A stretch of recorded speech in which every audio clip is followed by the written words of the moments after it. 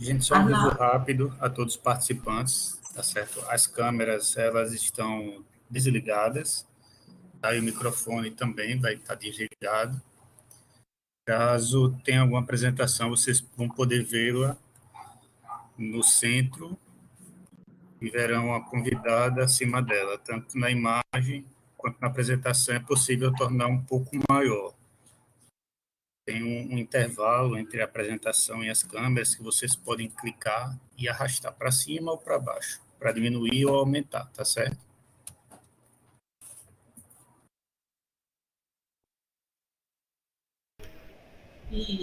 Isso, né, Arnaldo? Tá todo mundo desligado. Aí só explicando um pouquinho como é que vai funcionar a dinâmica, assim, para todos nós combinarmos, assim. Primeiro é a primeira vez pra gente, então tá todo mundo. Eu tô nervosa aqui só de pensar como administrar isso, mas espero que dê certo. A ideia é que Lívia faça a fala dela, né? Como o Arnaldo falou, tem a apresentação e o vídeo dela vão estar ativados para todo mundo ver.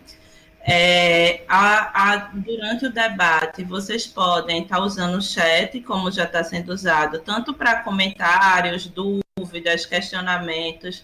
As perguntas a gente vai sistematizar, e aí, né, a depender do tempo, como ocorra, a gente vai fazer esse debate, vai, né, estar debatendo depois da apresentação de livro, então fiquem à vontade. E a gente pensou em fazer 2 blocos de perguntas por vídeo. Vocês estão todos bloqueados, mas a gente consegue desbloquear. Então, também, quem quiser fazer alguma pergunta ou compartilhar alguma experiência a partir do que Lívia trouxer por vídeo, se inscreve aqui no chat falando isso. Eu gostaria de falar por áudio e vídeo. A gente também está registrando e no final libera. Então, a gente vai precisar se inscrever, porque só vai ser liberado na ordem que foi, infelizmente, não dá para ser todo mundo, né? Enfim, as questões de organização. Mas qualquer dúvida também a gente vai estar esclarecendo no chat. Espero que seja bom. E aí eu vou passar para a Célia, né, apresentar a Lívia e fazer as primeiras falas. Um beijo, gente. Oi, pessoal.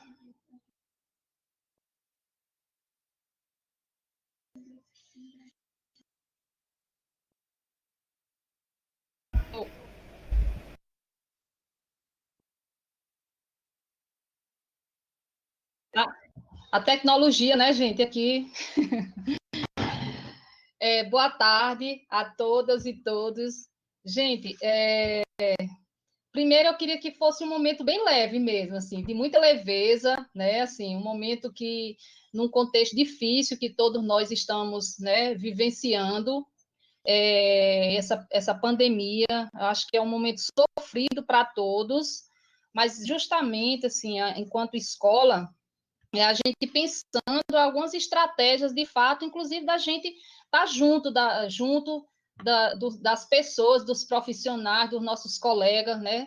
E aí eu acho que esse ESP Debate é o primeiro, como Dara coloca, né? A gente vem, nesse contexto, traçando algumas iniciativas, assim, tudo muito em tempo recorde, né? Assim, eu acho que é uma equipe muito unida e acho que com muitas boas intenções, de fato, de como é que a gente pode, enquanto escola, dar o apoio, né? O apoio a cada um, né?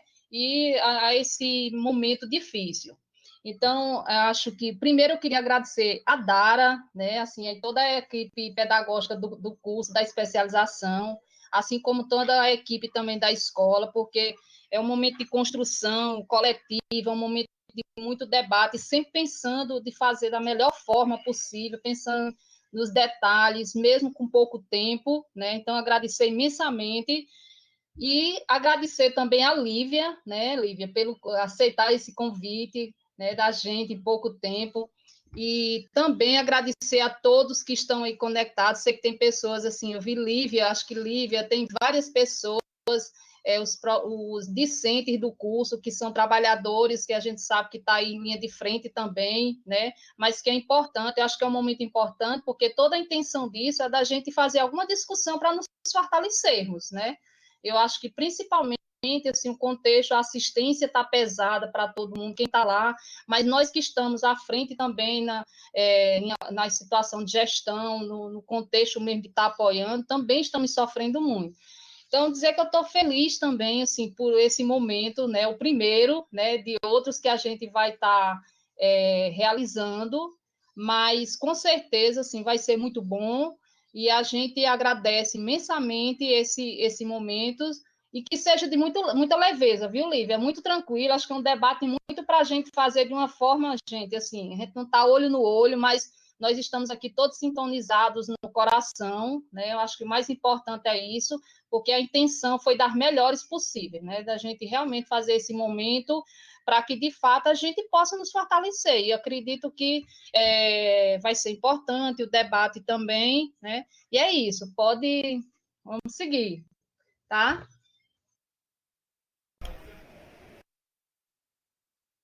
Começo? Tá bom. Então, boa tarde a todos, todas. Eu queria começar agradecendo pelo convite, agradecendo a Dara, a Célia, a escola pelo convite. Para mim é uma honra, uma alegria estar aqui por perto, né? A gente está vivendo esse momento de distanciamento social, num cenário, num contexto tão peculiar e tão raro, né, para a gente, tão difícil, mas são momentos como esses que vão mantendo a gente caminhando, ativos. Então, é muito bom estar perto, mesmo distante fisicamente. Então, eu queria agradecer pela oportunidade, agradecer pela oportunidade de discutir esse tema que é tão caro a gente, e desde que o Brasil entra aí na linha, né, da pandemia, a gente não tem feito outra coisa, trabalhado, lido, estudado, analisado, outra coisa que não seja isso, e é muito importante para a gente estar dividindo um pouco, estar partilhando, estar ouvindo. Então, acho que é isso, né? A encomenda que me foi feita foi discutir um pouco sobre a atuação do sanitarista, né, na gestão do SUS durante esse contexto da pandemia. E aí eu fiz uma estruturação de uma apresentação, mas muito, muito simples.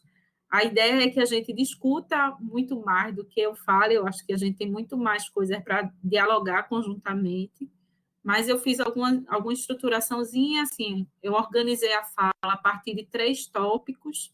Então, o primeiro é discutir o cenário da pandemia, que eu acredito que isso é uma coisa já amplamente conhecida de todos, mas acho que é importante a gente atualizar como é que estão esses números, entender em que contexto a gente está hoje no país, discutir um pouco sobre o papel do SUS nesse cenário, né, no contexto da pandemia do Covid, e nesse contexto do SUS, quais as possibilidades de atuação do sanitarista.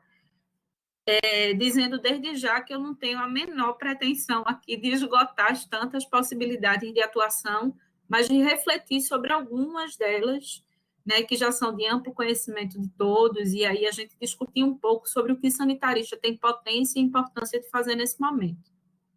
Eu acho que era a partir desse lugar que eu queria começar a falar. Bom, sobre o cenário da pandemia, a gente tem hoje, né, uma doença, né, a pandemia aí, eu trago alguns números da pandemia no mundo, no Brasil, em Pernambuco, uma pandemia que inicia pela China, mais especificamente em Wuhan, né, ela começa lá na China, no final de dezembro, janeiro, e aí dia 26 de fevereiro a gente tem o primeiro caso em Pernambuco, no Brasil.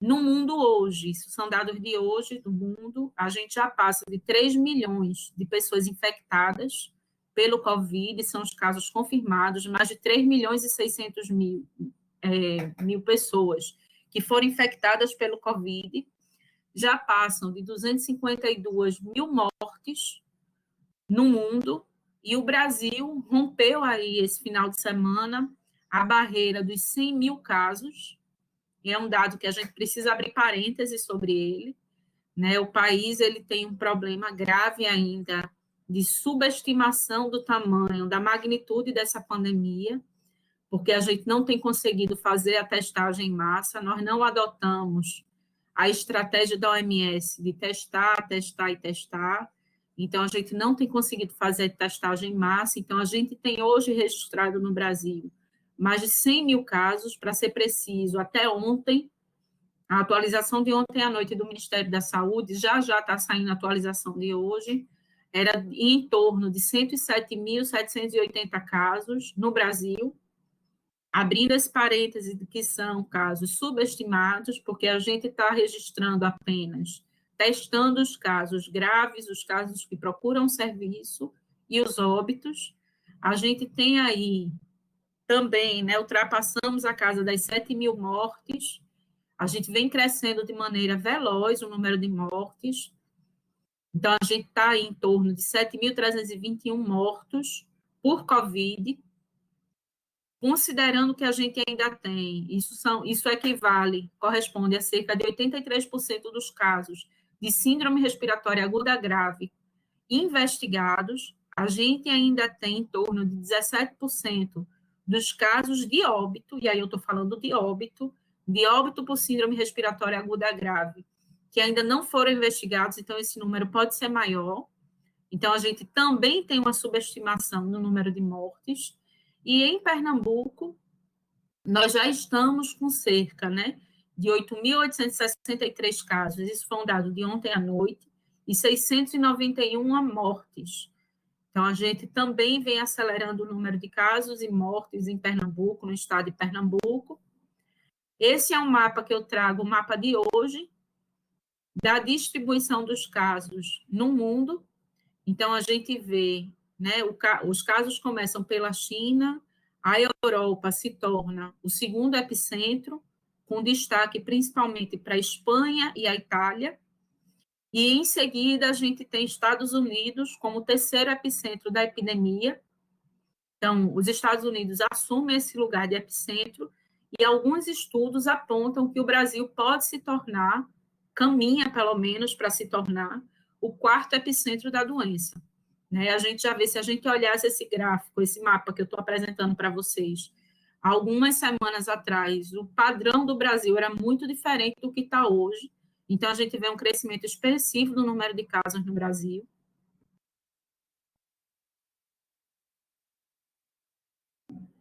Essa é a curva linear, né, do número de casos. A gente trabalha também com a curva logarítmica, eu acabei não trazendo, mas isso aqui é somente para mostrar a vocês que a gente vai fazendo, né, a gente tanto tem falado na curva e no achatamento da curva, na necessidade de achatamento da curva.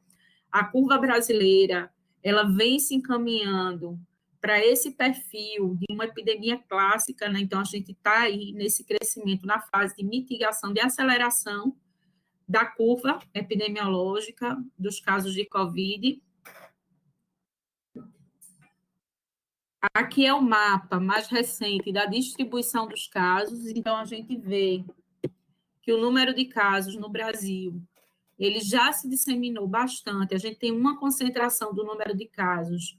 São Paulo como epicentro, o principal epicentro, aqui, esse primeiro mapa, né, no lado da esquerda aqui, é o coeficiente de incidência, que a gente, que é epidemiologista mais Caxias, assim, a gente está chamando de taxa de detecção, porque a gente entende que não é a incidência real, é aquilo que o sistema tem sido capaz de detectar. Então, a gente vê uma incidência maior, uma detecção maior no norte do país, e aí Manaus, né, o Amazonas, Manaus, com esse perfil, e São Paulo, que é o grande epicentro do país, com maior número absoluto de casos. É por onde a doença entra no país, ela entra em dois polos importantes do país, ela entra em São Paulo, por São Paulo, pela elite paulistana, e entra pelo Distrito Federal, principalmente a partir de uma comitiva presidencial que vem dos Estados Unidos, e é daí que começa um volume importante de casos no DF. E a gente tem esse mapa à direita, que mostra a quantidade de casos nos municípios brasileiros que já estão atingidos pela Covid. Uma doença que entra no Brasil em 26 de março, veja, a gente está falando hoje do dia 5 de maio, pouco mais de 2 meses depois, e aí essa doença já tem esse potencial de disseminação tão grande no país inteiro. Aqui, esse quadro aqui mostra um pouco da velocidade, a capacidade de velocidade que essa doença teve para ir criando, né, novos casos. Então, como eu já falei aqui, ela entra no Brasil, o primeiro caso no Brasil é registrado no dia 26 de fevereiro, passam 17 dias para o Brasil chegar nos 100 primeiros casos. Dos 101 casos, a gente leva até 1.000, até fazer 1.000 casos, nós levamos apenas 7 dias. Para fazer 10.000 casos, veja, para sair de 1.000 para 10.000, a gente levou apenas 14 dias. Para sair de 10.000 para 20.000, ou seja, para duplicar, a gente leva 7 dias. De 20.000 para 40.000, ou seja, mais 20.000 casos, apenas 9 dias. E com mais 10 dias, a gente chega a 80.000 casos. Então, isso mostra a velocidade da curva, né, que a doença tem atingido no país. Então, a gente está em fase de aceleração da doença, a despeito de todas as medidas que têm sido extremamente importantes, que os governos têm tomado, que a ciência tem falado e orientado para o distanciamento social.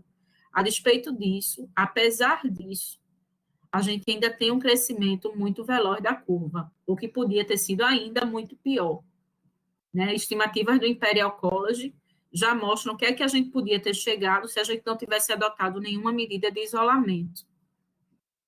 Aqui é a velocidade no número de óbitos, que também é uma estimativa extremamente importante. A gente levou 12 dias a partir do primeiro óbito, que vai acontecer dia 12 de março. Então, no Brasil, a gente leva 12 dias para chegar em 100 mortes, apenas 3 dias para chegarmos em 200 mortes, 4 dias para 400 mortes. Em 4 dias, a gente chega a 800 mortes. De 800 para 1.600, a gente leva apenas 7 dias, uma semana. Em mais 8 dias, a gente sai de 1.600 para 3.200. Em 9 dias, a gente chega a 6.400 mortes, ou seja, isso é o tempo que a doença tem levado de causar morte, de dobrar o número de mortes, mostrando uma aceleração importante no número de óbitos. Como é que a gente está no estado de Pernambuco? De maneira geral, cerca, né, de 25.900 mil casos notificados, né, a gente estima que seja um pouco mais, mas esse é um dado do dia 1 de maio, esse número de casos notificados. A gente tem 8.863, são dados de ontem à noite, casos confirmados, 691 óbitos, 1.320 casos recuperados, e chama a atenção o número de casos confirmados em Pernambuco em profissionais de saúde. Praticamente 1/4 do número de casos que foram confirmados em Pernambuco são de profissionais de saúde. Aqui também a curva de Pernambuco, vocês observem que ela tem uma aceleração um pouco menor. A gente tem feito análise estatística, joint point, a gente tem feito outros tipos de análise, comparado o valor, né, da inclinação da reta. A gente tem visto que o estado de Pernambuco, depois das medidas de isolamento, ele tem conseguido passar de um crescimento exponencial para um crescimento aritmético. Então, o que mostra que, de alguma medida, nos parece que as medidas de isolamento podem estar fazendo algum efeito, né? Parecem estar fazendo algum efeito no achatamento da curva. Percebam que a curva ela não é tão inclinada como tem sido a curva do país inteiro, da média brasileira. Aqui, um dado de ontem à noite, a quantidade de municípios, a gente começa com os primeiros casos em Recife, mais precisamente, Boa Viagem, Casa Forte, nas primeiras semanas, e esses casos vão evoluindo para a região metropolitana e caminhando para o interior do estado. Então, já são, dos 185 municípios, 144 municípios pernambucanos com casos confirmados, com pelo menos um caso confirmado de Covid. Fernando de Noronha não está no mapa, mas até ontem já tinha 28 casos registrados e confirmados de Covid no estado de Pernambuco. Aqui é o mapa com o número de óbitos. Então, a gente tinha, até ontem à noite, 69 municípios com pelo menos um óbito confirmado. A gente vê claramente que os óbitos eles se concentram na região metropolitana, mas a gente já percebe uma interiorização, tanto do número de casos como do número de mortes. E esse mapa aqui, eu sei que está bem miudinho para enxergar, mas a ideia, isso foi um mapa que a gente fez, comparando as semanas epidemiológicas, desde a primeira semana, onde tivemos casos registrados, vocês vão ver aqui na semana 10, a gente tem bem pequenininho aqui, Recife, foi o primeiro caso.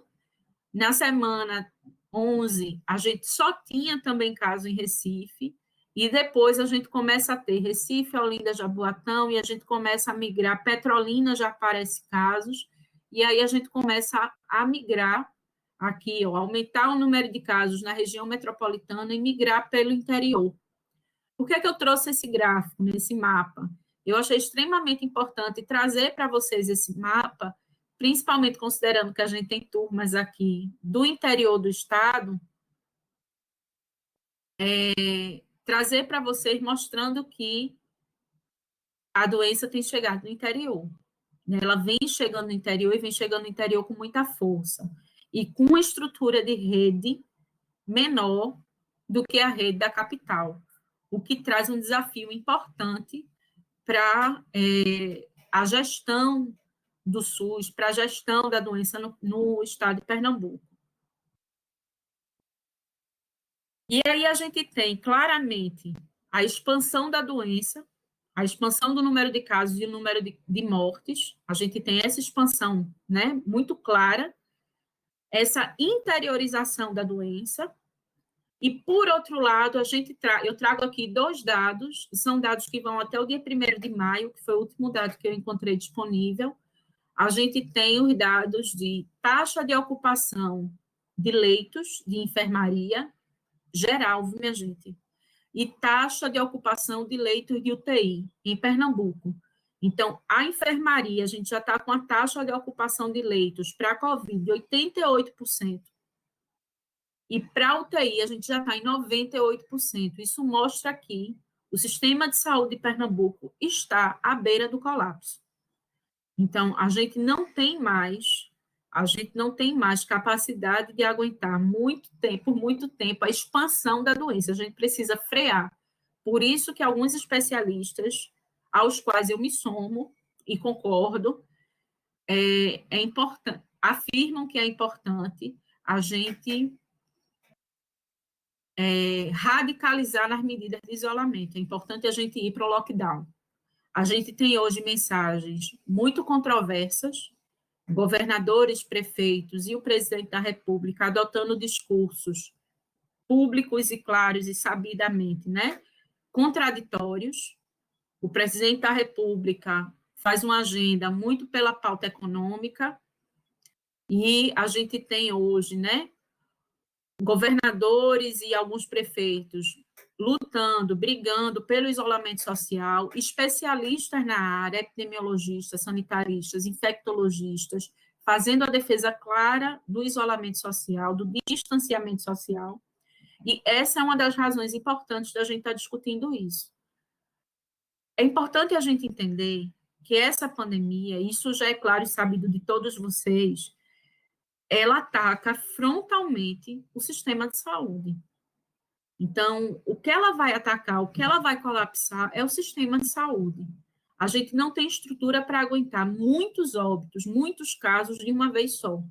Por isso que a gente fala tanto da importância do achatamento da curva.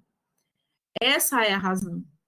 E é falso dilema, né? A gente tem feito uma discussão desse dilema entre economia e saúde, e esse é um dilema falso.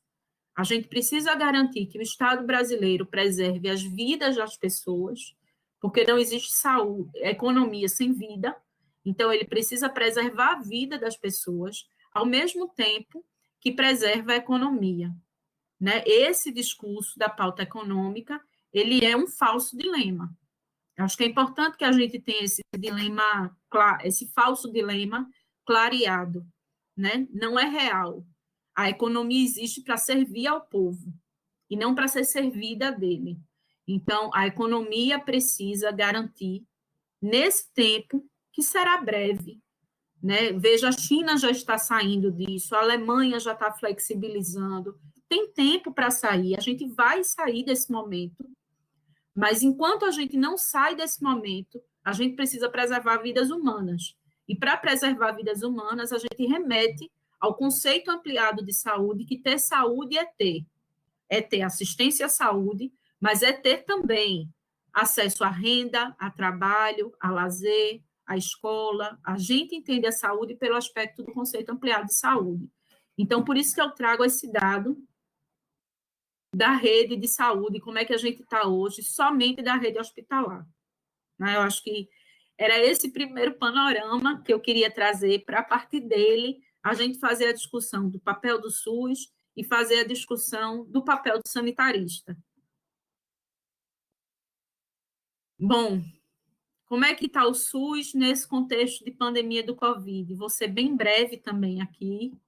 Eu trouxe apenas alguns pequenos tópicos, né, mas acho que se tem uma importância desse momento é entender em relação ao SUS. E aí eu acho que a gente tem que partir para aí, né? Se tem alguma coisa de positivo nessa crise, é reafirmar e amplificar a importância do SUS, que ao longo desses 32 anos da sua implantação, ele tem sido sistematicamente atacado, desfigurado, desfinanciado, e hoje, diante de uma pandemia da proporção do corona, fica explícito a importância de um sistema público e universalista. Países que não possuem Seguridade Social, que não possuem sistemas públicos universalistas, estão sofrendo muito mais com a crise. A gente traz como exemplo os Estados Unidos, que em pouco tempo se assumiu como epicentro da epidemia. O Brasil, né, mais especificamente em relação ao SUS, a gente vê que o Brasil... Eu acabei apertando alguma coisa aqui, mas vou seguir. O Brasil teve uma primeira fase de combate à pandemia relativamente bem feita. A gente teve aí aquela primeira fase que dependia basicamente de informação e vigilância, como exemplo, a rapidez na identificação dos primeiros casos, a atividade do CIEVS, o Centro de Informação Estratégica em Vigilância em Saúde, tem sido extremamente relevante. Se elaboraram logo os planos de contingência, os protocolos de manejo clínico, tudo isso como resultado de uma acumulação histórica no país de experiência em saúde pública. Então, a gente conseguiu fazer isso, em que pese as críticas que a gente tenha ao processo. Então, a gente sabe, e particularmente concordo, de que a gente devia ter sido mais rigoroso com vigilância de portos e aeroportos, a gente devia ter tido mais cuidado com os eventos de massa, mas, na primeira fase, o SUS funcionou muito bem, né? Apesar das críticas, a gente ainda vê um saldo positivo. Também tem que se destacar a formação de massa, de uma massa de profissionais sanitaristas com capacidade técnica, crítica, que tem ocupado os mais diferentes espaços da gestão pública e tem conseguido, de uma certa forma, blindar o planejamento das ações, a despeito das disputas ideológicas do atual cenário. Então, a gente tem tido um conjunto de sanitaristas ocupando o Ministério da Saúde, secretarias estaduais de saúde, que tem realizado a disputa pelo planejamento e pela intervenção das ações, e isso tem feito um efeito muito importante. Porém, nessa atual fase, que a gente está na epidemia de mitigação, transmissão comunitária já foi declarada há tempo, a gente tem um grave cenário de desigualdade, principalmente nos grandes centros urbanos. O desafio para o SUS vai se ampliar, né? Ele já se ampliou. A gente tem a insuficiência no exame, nas testagens, a gente tem a insuficiência de insumos, como EPI, a gente tem a insuficiência de leitos de UTI. O Brasil tem mais de 60 mil leitos, mais da metade deles são leitos SUS. A gente tem ainda a insuficiência de espaços de isolamento, falta da integração da rede de cuidados ainda, são desafios importantes no enfrentamento dessa pandemia. tudo isso que eu trouxe em relação ao SUS, a gente precisa entender que tem um problema de base, um problema estrutural, que é o desfinanciamento do SUS. A gente não fala mais nem em subfinanciamento do SUS. A gente fala em desfinanciamento. A gente tem visto, nos últimos anos, um processo, uma iniciativa de se desfinanciar o sistema público de saúde.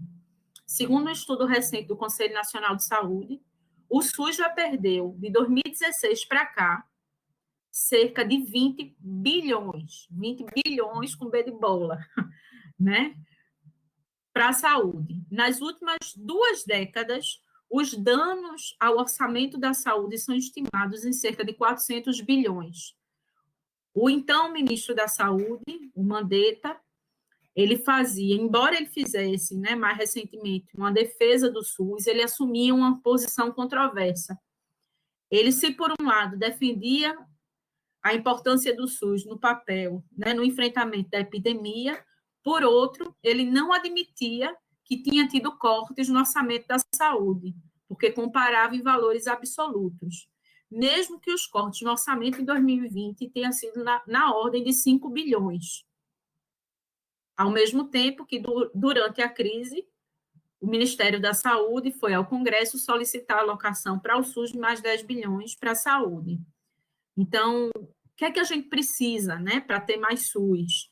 A gente precisa entender que isso vem num contexto político, vem num contexto econômico. A gente tem que entender que a gente está sobre a égide da Emenda Constitucional 95, do teto de gastos.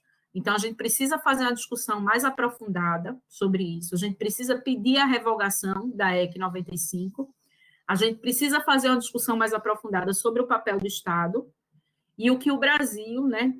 Como é que o Brasil, que papel é esse que o Estado tem que ter num cenário onde 60% da população tem uma renda menor do que um salário mínimo?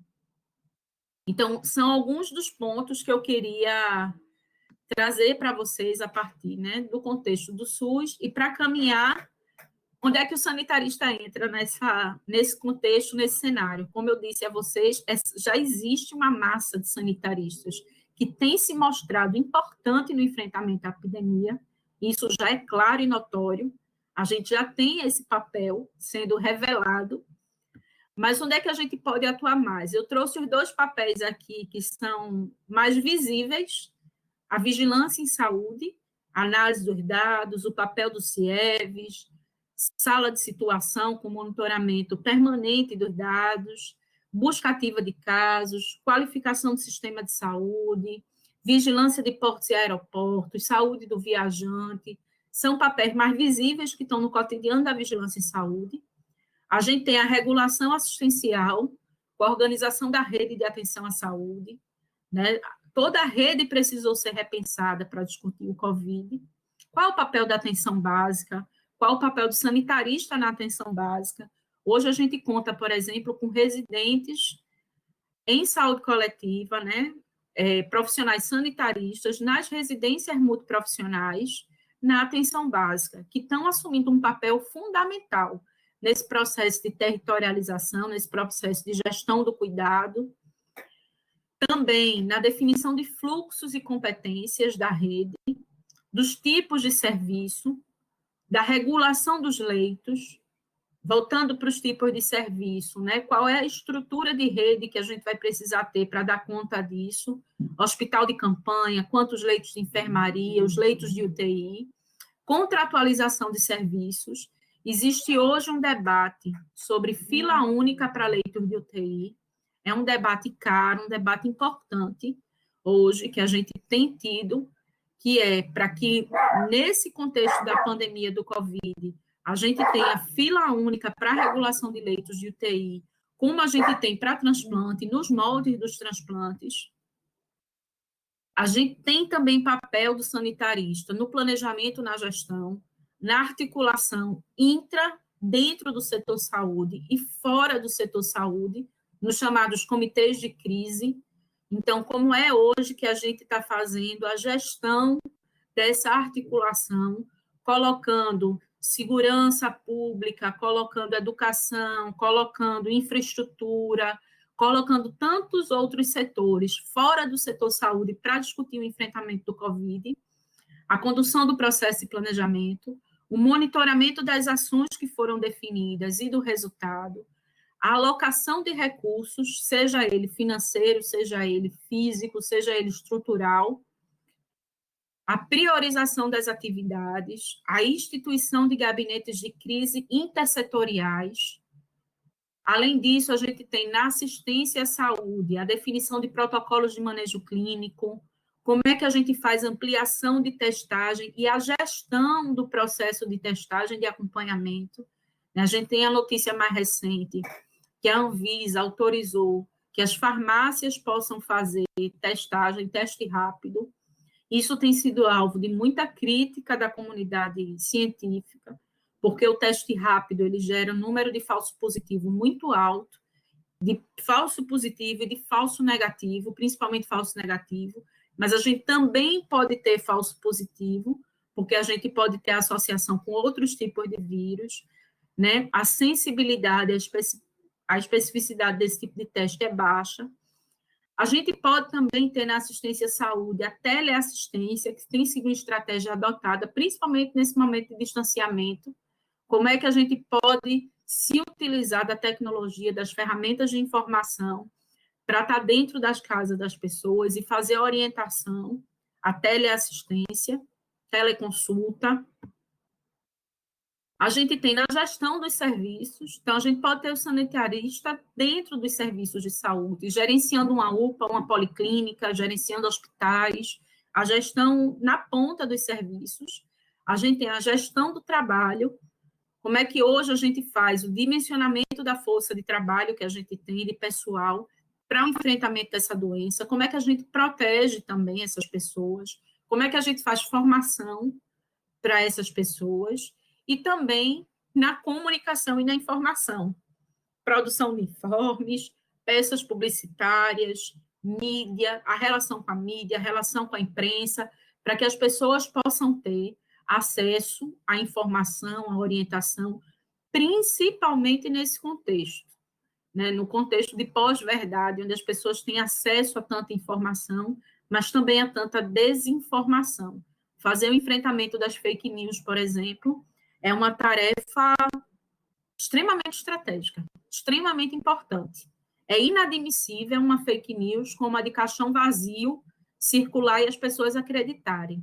É inadmissível uma deputada ir para dentro de uma unidade de saúde dizer que os leitos estão vazios e que é mentira esse cenário que a gente tem, né, de saturação do sistema de saúde, quando as pessoas estão morrendo, quando as pessoas estão ficando em fila, estão sem acesso, estão esperando horas ou dias para acesso a um leito de UTI. Então, a gente precisa entender que tudo isso é papel do sanitarista, o sanitarista pode estar atuando, pode estar mediando, mais do que pode, né, minha gente? Deve. Né? São lugares onde o sanitarista pode e deve estar atuando, são lugares estratégicos para o enfrentamento da doença. Eu trouxe aqui algumas dessas possibilidades, sem nenhuma pretensão de tê-las esgotado. É muito mais para refletir e aprender e ouvir com vocês outras tantas possibilidades de atuação do sanitarista. Acho que o que eu tinha para falar era isso. Eu deixo aqui para vocês o link do Observatório do Covid da UFPE, aqui está meu e-mail, mas também com e-mail. Eu deixei o link do Observatório da UFPE, onde a gente atualiza todos os dias essas informações em saúde. Além disso, é um repositório de tudo que a Universidade Federal de Pernambuco tem feito no enfrentamento à pandemia, e me colocar, a partir de então, à disposição de vocês. Oi, Lívia, deixa eu ligar aqui a minha câmera. Pena que não tem como aplaudir, né? Vou trocar a energia das palmas, mas deixa eu ligar aqui.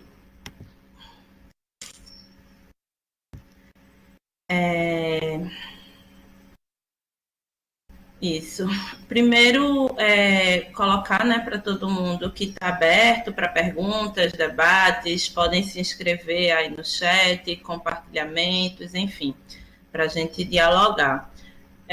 Acho que eu posso começar, né, destacando alguns pontos, assim, da tua fala, Lívia, que eu acho que, primeiro, agradecer, né, mais uma vez, e acho que eu nem apresentei você, acho que, né, tem muitas pessoas aqui que lhe conhecem, mas também Lívia, ela é professora da Universidade Federal de Pernambuco, do curso de Bacharelado em Saúde Coletiva, do CAV, né? E, enfim, epidemiologista, doutora em saúde pública, toda uma caminhada dentro do SUS, né? E como gestora também, tudo isso. Então, acho que acho que é um momento também que a gente para meio que para estudar, né? Vendo sua apresentação, assim, a gente vê essas informações consolidadas, isso que a gente vê de forma diluída durante as semanas, a gente conseguir ver organizado, sistematizado, é muito bom, assim, traz algumas reflexões. Então, eu vou destacar algumas coisas que enfim, que eu fui pensando e para a gente ir conversando, enquanto também as pessoas fazem outros questionamentos. Acho que a primeira coisa que eu penso, assim, de forma geral, né, enquanto sociedade, mas enquanto a política de saúde mesmo, o sistema único, como a gente, no momento desse, paga o preço por algumas escolhas e caminhos de não investimento, né, como você coloca, na verdade, de desinvestimento no sistema único, né.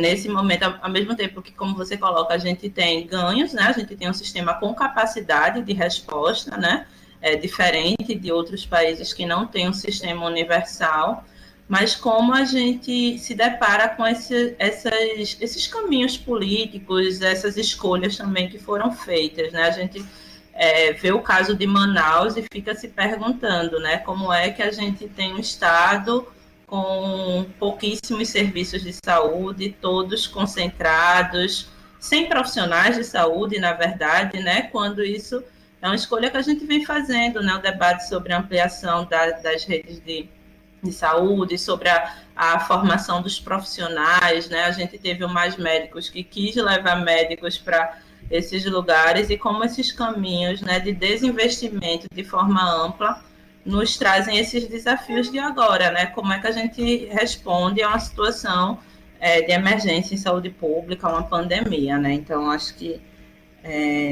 essa é a parte ruim, né? Mas também acho que é importante destacar a nossa capacidade de resposta, né? Como você traz, particularmente em Pernambuco, as respostas e a capacidade de identificação, de análise que foi feita.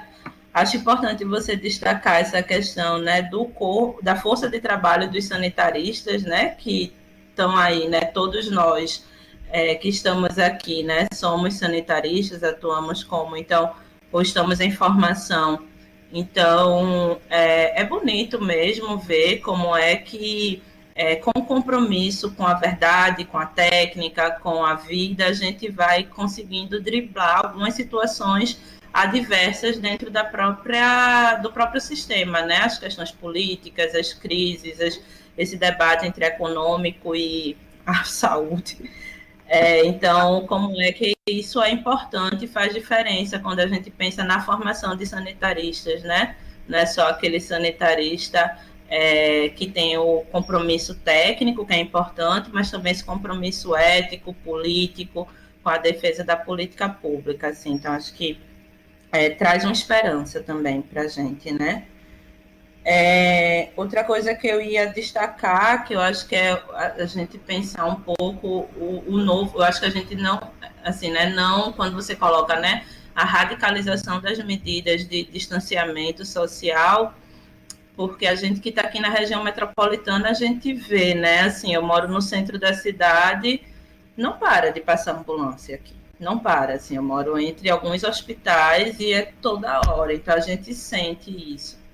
E aí esse cenário de interiorização da doença no estado, e que desafio é esse colocado, né? A gente tem um tempo de preparação, digamos assim, né? Que é esse tempo que você está mostrando como está se acelerando, mas esse tempo que os municípios do interior ganham, as regiões de saúde mais do interior ganham, E o que é que pode ser feito também, né, nesse sentido de se preparar e acumular a partir da experiência da região metropolitana, que é uma realidade completamente diferente, provavelmente a doença vai se comportar de outras formas, porque, né, não são tantos agregados e, né, a população está distribuída de outra forma no território também, mas o que é que a gente pode pensar nesse tempo de preparação, que está se estreitando, né? Acho que agora algumas pouquíssimas semanas para a gente ter outros focos, né, dos casos. Então, refletir um pouquinho o que é isso, assim, o que é que a gente pode pensar e fazer, e se engajar, e se organizar, como é, né? Porque eu acho que fica a ansiedade, mas como é que a gente pode pensar essas estratégias de organização também. Acho que é isso, se quiser comentar, e aí depois a gente volta para as perguntas que estão aqui chegando.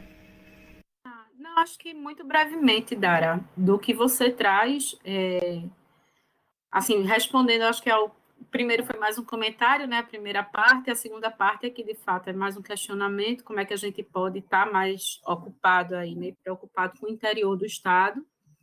Veja, pessoalmente, assim, o que a gente tem discutido, que uma das grandes preocupações com o interior do Estado, óbvio que a doença tende a ter uma dinâmica diferente, porque a gente tem na região metropolitana maiores adensados populacionais, maiores densamentos populacionais.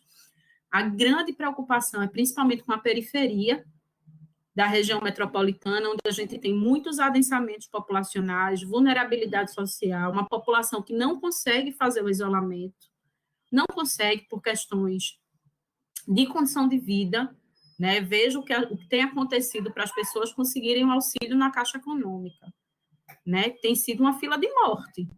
A gente tem colocado as pessoas para conseguir um auxílio financeiro, tem exposto as pessoas a um risco muito maior, ou a um risco tão grande, e as pessoas estão sem escolha. Então, primeiro, uma preocupação são com esses adensamentos populacionais de alta vulnerabilidade social que a gente vai encontrar na periferia. Esse é um processo que a gente está estudando, né? Como é que tem sido essa dinâmica na periferia da região metropolitana. Por outro lado, a grande preocupação com o interior, entendendo que ele vai ter uma dinâmica diferente, é a estrutura assistencial.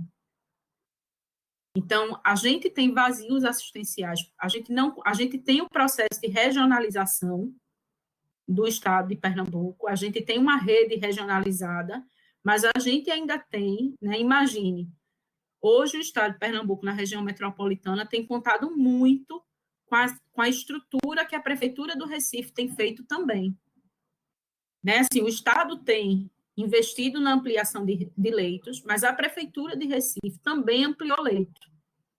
Qual é a capacidade das prefeituras municipais no interior de contribuir nesse processo, dado o processo de desfinanciamento do SUS, né? Dado o pouco recurso financeiro que as prefeituras têm. Então, essa hoje é uma preocupação, é a organização da rede. E uma coisa, uma estrutura da rede que tem sido colocado muito de lado é a atenção básica. O papel da atenção básica no enfrentamento da pandemia foi um papel secundarizado. Veja, Cuba tem conseguido resolver, porque botou 8.000 estudantes de medicina para bater de porta em porta para monitorar os casos suspeitos. Aqui, a atenção básica está funcionando como uma porta. Eu tenho um cachorro em casa que atrapalha de vez em quando aí. É um cão de guarda. Desculpa. Mas a atenção básica ela tem se colocado ao largo nesse processo, né? Estão colocando a atenção básica ao largo do processo, quando ela podia ser uma grande estrutura para o interior do Estado, entende? Então, acho que não tem resposta, sabe, Dara? Eu acho que eu tenho muito mais dúvidas, inquietações e preocupações do que o que fazer. A gente sabe o que fazer. Tem que estruturar a rede, a atenção básica tem que ser eficiente, tem que ter busca ativa de caso suspeito, tem que fazer testagem. A questão é que não está sendo feito. Sim. Deixa eu vir aqui para os comentários e as perguntas, para a gente tentar girar aqui. Acho que tem uma rodada de elogios, parabéns, agradecendo pela sistematização, pela apresentação. pelas reflexões, né? Deixa eu ver aqui. Eu tinha visto algumas perguntas. Acho que também destacando a questão do sanitarista. Gostaria de fazer uma pergunta, tá? Estou entendendo que Paulo Jorge quer fazer por vídeo. Deixa eu ver as outras, que aí a gente volta. Tem uma pergunta assim, de Janilton. A China fez um isolamento progressivo. Ter adotado o isolamento social no Brasil de uma só vez, um país com extensão continental, foi errado? Deixa eu ver aqui outras. Além do lockdown, que medidas o governo de Pernambuco deveria adotar de imediato, considerando a falta de apoio do governo federal? Então, né, você traz essa questão da radicalização das medidas de isolamento com lockdown, que outras, né? O Edson.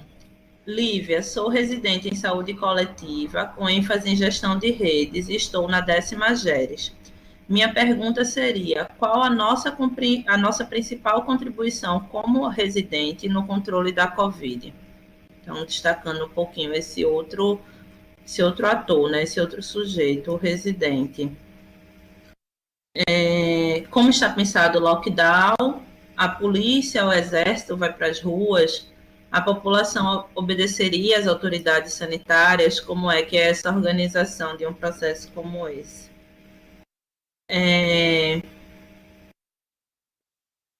Ótimo. Paulo Jorge, acho que é da Escola de Saúde Pública da Bahia. Como tem se dado a relação do monitoramento da universidade e com a secretaria, né? Qual tem sido a receptividade, né, da atuação dos sanitaristas nesses casos? Assim, acho que fala um pouco, tem o observatório também, né? Eu vou parar aqui e aí a gente faz outra rodada. Pode ser? Senão vai-se embora. Pode. Eu vou tentar fazer por bloco, tá? Pelo que eu identifiquei, tem umas 3 a 4 perguntas em relação ao lockdown, né? Uma, se foi errado ter adotado de uma vez, o que é que pode ser feito além do lockdown e se deve o exército, polícia ir para a rua. Eu acho que primeiro uma coisa a clarear, o lockdown não foi adotado de maneira vertical pelo governo federal. Então, não houve um lockdown brasileiro, até porque não há lockdown. O Brasil não adotou lockdown. Alguns estados brasileiros adotaram a estratégia de isolamento social. Começa por São Paulo, isso foram estratégias que foram adotadas pelos governos estaduais e muito ainda centralizados nas regiões metropolitanas. Eu trago como exemplo o governo de São Paulo. O governo de São Paulo adotou isolamento social, mas começando principalmente pela capital do estado e por algumas cidades do estado. E ele foi se espalhando à medida que os casos avançaram. Então, não houve um lockdown, um isolamento social feito de uma vez só para o Brasil inteiro. Não houve. Agora, cada estado adotou as estratégias de isolamento social. Algumas regiões do interior do estado, por exemplo, se você for hoje, no interior, a gente tem ainda... essas medidas restritivas demoraram ainda um pouco mais para acontecer. Fui questionada no começo por que cidades como Abreu e Lima, por exemplo, que tinha pouquíssimos casos, já estavam com isolamento. Mas era justamente por isso. Né? Por que é feito o isolamento? É justamente para a gente frear o avanço da curva. E como eu disse a vocês, o estado de Pernambuco, ao que os dados têm mostrado, a gente tem monitorado diariamente os dados. Diariamente, a gente tem rodado um modelo matemático, um modelo estatístico. E ao que o dado tem mostrado, o estado de Pernambuco tem conseguido sair de um crescimento exponencial, né, de potência de 10, para um crescimento aritmético, ou seja, a gente desacelerou. Porém, a gente desacelerou quando a gente está na casa dos 8.000 casos. A rede já está cheia. Por isso que, apesar da gente ter desacelerado, ou a gente aperta mais o cinto, ou essa rede não vai dar conta. E aí a gente tem que morrer mesmo, fazendo escolha de quem morre e de quem vive, que foi o que viveu a Espanha. Veja, o isolamento social previsto, eficaz, ele tem que atingir cerca de 70% da população. 70% da população tem que ficar em casa e 30% de serviços essenciais vai se deslocar. São Paulo não chegou a isso.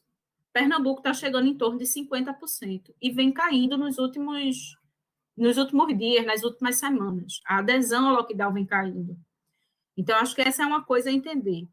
Por que a gente defende a lockdown? A gente precisa desacelerar a curva. É a única estratégia de maneira alguma. Ela é uma estratégia para a gente tentar dar fôlego à rede. Por outro lado, e é ao mesmo tempo, enquanto a gente investe no distanciamento social, a gente precisa conjuntamente investir na qualificação da rede, ampliação de teste, ampliação do número de leitos. Isso tudo é paralelo. Não sei se eu consigo responder as 3 perguntas de uma vez, mas é isso. E aí, precisa que a gente tenha forças armadas? Sim. Precisa que a gente tenha hoje um controle. Veja, China conseguiu fazer, mas a China é um governo diferente, é um sistema diferente. Então, a China fechava a rua, ninguém entrava, ninguém saía. Aqui a gente não consegue fazer isso. Né? Agora, a gente precisa entrar num processo de aprofundamento disso e fazer um controle maior de fluxo de carro, por exemplo, precisa. Né? Então, a gente precisa fazer isso, ou a gente vai colapsar o sistema que já está à beira do colapso. Em Manaus, já colapsou sistema de saúde e o sistema funerário. Então, eu acho que essa é uma questão. A outra questão que foi feita foi pelo residente de gestão de redes, né? Como é que pode se dar a atuação? Acho que essa é uma questão fundamental. A gente tem falado da desarticulação da rede de saúde. Então, como é que a gente pode articular essa rede de saúde para dar resposta? Eu acho que primeiro é olhar para isso. Repito, reitero, é importante fazer o resgate da atenção básica, do papel da atenção básica. Ela tem um papel importante. Para vocês terem uma ideia, um município da região metropolitana está botando profissional de saúde na atenção básica, residente na atenção básica para fazer barreira sanitária. É muito pouco do papel dela. É muito pouco. Em contrapartida a isso, você tem população vulnerável ainda de risco, você tem diabético, você tem hipertenso. A população continua adoecendo, não só tem Covid, né? Então, é fazer a gestão da rede. Como é que articula a rede? Como é que fortalece a atenção básica? É fazer a necessidade de leito, é estar atento à taxa de ocupação dos leitos de enfermaria, dos leitos de UTI, é fazer a contratualização dos serviços privados, né? Por isso que eu volto aqui a defender o manifesto da fila única. A gente precisa ter uma fila única, não é justo que a gente tenha, para cada leito do SUS, a gente tenha 4 leitos desocupados no privado, ociosos no privado. Então, a gente precisa, e não pode ser o tamanho do bolso que diga qual é a chance de uma pessoa ter ou não acesso à UTI.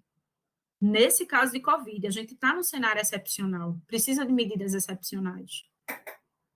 Acho que era isso. Não sei se eu respondi a tudo, mas tentei.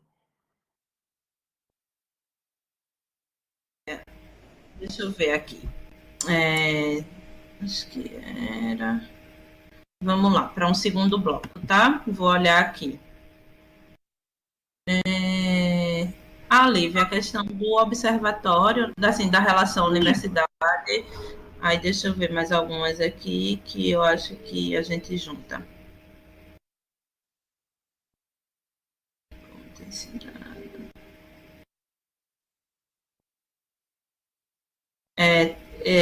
Como é sanitaristas egressos do curso da UFPS, Siqueira Júnior está aqui também perguntando como é que se dá essa relação entre o público e privado nesse cenário, né? Acho que você começou falando um pouquinho,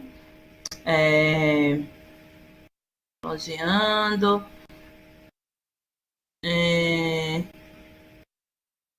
Existe alguma estratégia diferenciada nos municípios em que ainda não foi notificado nenhum óbito? O que é que se pode pensar? Michele Rabelo, compartilhando que ela é do interior do estado e está na busca de ampliar os leitos, né? com os recursos que têm sido aprovados, tem nos ajudado a planejar a organização. Sentimos falta da articulação do Estado e do Ministério sobre a compra de EPI testes. Parabéns. Parabéns. Essas estratégias, né, de monitoramento e de busca ativa, né, que os profissionais estão com receio, né, na atenção básica, é isso que você coloca, né, também em alguns casos falta EPI, em outros, né, estrutura, segurança desses trabalhadores, então essas estratégias, né, telefone, WhatsApp, como é que a gente faz uso também dessas ferramentas nesse momento, para fortalecer esse monitoramento, né, a essa população no território. Acho que, por enquanto, é isso. Deixa eu ver. Deu para registrar? Deu. Deu. Não, acho que voltando a que eu fiquei devendo, né, a resposta em relação a como é que tem se dado a articulação da Secretaria Estadual de Saúde com a universidade. Tem sido uma relação muito fluida, né, a gente tem conseguido trabalhar muito conjuntamente, desde o início da pandemia, a gente tem tido, né, assim que a pandemia, eu vou falar muito da experiência da UFPE, porque é o lugar de onde eu venho, é meu lugar de fala, mas, assim, desde o início da pandemia, a universidade montou um grupo técnico, um GT de enfrentamento ao Covid, e esse grupo conta com a colaboração, né, conta com a participação, a nossa colaboração em apoio à Secretaria Estadual de Saúde. A Secretaria Estadual de Saúde também tem contato com a articulação com a Fiocruz, o AGEU Magalhães, com o IRRD da Rural. O IRRD é o Instituto de Redução de Riscos e Desastres, né? Então, tem trabalhado muito em conjuntamente com a gestão estadual, inclusive via o comitê, o Consórcio Nordeste. O Consórcio Nordeste tem lançado muito mão do apoio das universidades, da comunidade científica nesse processo. Então, isso tem sido uma relação muito fluida. A gente está entendendo que o nosso papel é servir, nesse momento, é contribuir, é colaborar, e a quem está na ponta, de fato, executando, né? Então, a gente está cumprindo com o nosso papel de contribuir, colaborar, pensar junto. Esse é o nosso papel, é o nosso lugar. Enquanto a gestão está lá no fazer do cotidiano. Acho que isso tem funcionado bem. Em relação à atenção básica, quando você pergunta, né, se a ligação telefônica, a busca ativa feita através de ligação telefônica, veja, eu acho que a gente tem que se utilizar dos mais diferentes dispositivos que a gente tenha. Só que um não substitui o outro. A grande questão é que o trabalhador não pode estar exposto. O trabalhador só pode fazer esse processo de busca ativa se ele tiver com a vida dele preservada. A gente também não pode adoecer o trabalhador. Então, a grande questão, e as categorias profissionais têm colocado isso, e a gente concorda, é que os profissionais só podem atuar na linha de frente se eles estiverem com a vida preservada. Eles precisam estar com a saúde preservada, então precisam ter acesso à EPI. Então, uma coisa é a busca ativa, que precisa ser feita na atenção básica, de casa em casa, a atenção básica precisa estar inserida no território, ela não pode estar distante das pessoas, mas, ao mesmo tempo, se utilizar dos diferentes recursos, o WhatsApp, Facebook, rádio comunitária, né, o que tiver para que ela possa estar junto à população, ela vai ter que usar. Não precisa ser um ou outro. A gente pode se lançar a mão das diferentes recursos e dispositivos que a gente tem. E quanto à articulação do Ministério da Saúde para compras de EPI teste, a gente sabe que o Ministério vinha no esforço para fazer a compra, inclusive tinha no portal do Ministério, fazendo a publicidade, né? Ele fazia uma prestação de contas de quanto estava sendo adquirido, só que isso saiu do ar, a gente não sabe mais. Então, é um dado que a gente hoje tem dificuldade, inclusive, de dizer o que é que de fato está chegando, não está chegando, porque esse processo de prestação de contas que o Ministério vinha fazendo, do que ele vinha adquirindo, foi deixado de lado, não está sendo mais feito. E aí eu não consigo dizer. De fato, falta articulação. Lívia, acho que faltaram duas coisas, a questão do público e do privado e a questão da vigilância mesmo, né? Como é que se organiza esses municípios que estão sem óbito ainda? Bom, em relação à relação do público e privado, a gente acha que é a hora do Estado regular essa relação, né? Assim, a Constituição coloca, a Lei 8080 coloca que o sistema privado ele é complementar ao SUS. Como eu disse a vocês, a gente está vivendo um momento de excepcionalidade. Nesse momento, o serviço privado é o entendimento que a gente tem. Nesse momento, o serviço privado devia estar subordinado ao SUS, né? Principalmente no que se trata dos leitos de UTI. Então, por isso que a gente defende, eu convido vocês a procurarem na internet a página da Rede Solidariedade em Defesa da Vida, da Rede Solidária em Defesa da Vida, tem a página no Instagram e no Facebook, e nessa página tem um manifesto que a gente está defendendo fila única, vidas iguais, né? A gente está defendendo que a gente adote essa estratégia de fila única, vidas iguais. Neste momento, o sistema de saúde privado ele deve ser o que a Constituição coloca, complementar ao SUS. Né? Então, acho que essa é uma questão importante. E em relação à vigilância dos municípios que não têm óbitos, eles não têm óbitos, mas já têm casos. Então, a gente tem hoje, eu mostrei a vocês, mais de 160 municípios do estado que já tem caso. Então, se tem caso, a vigilância precisa estar ativa. E os que ainda não têm caso, a vigilância precisa estar ativa, porque a gente tem um número de assintomáticos ainda muito grande. Então, de qualquer maneira, é tempo de alerta, né, para a vigilância em saúde.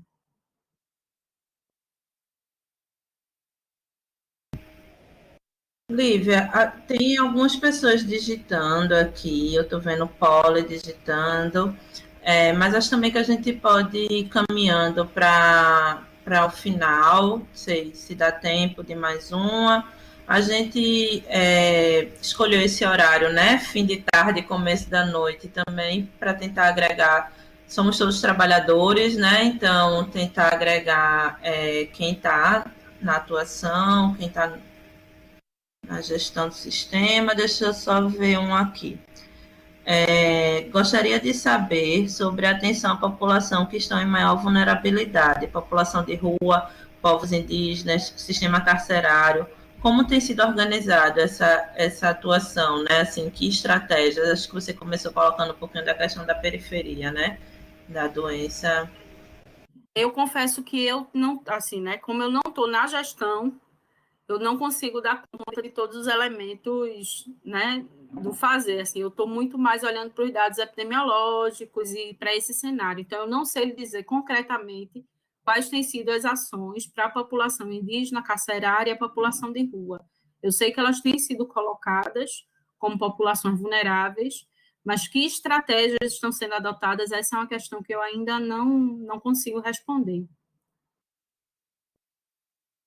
Acho também que tem um pouco dessa relação, né, que sempre é difícil nesse momento também com os movimentos sociais, né, que a gente também precisa estar atento, né, como é que se dá essa integração do Estado com os movimentos sociais para essas populações mais vulnerabilizadas, né, como é que é um caminho também, não sei.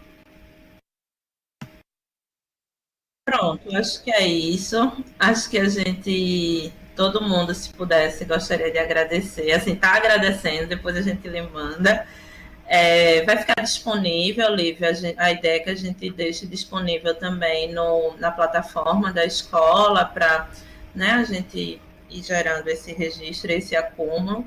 E agradecer muitíssimo, assim, acho que contemplou demais, mais do que as expectativas.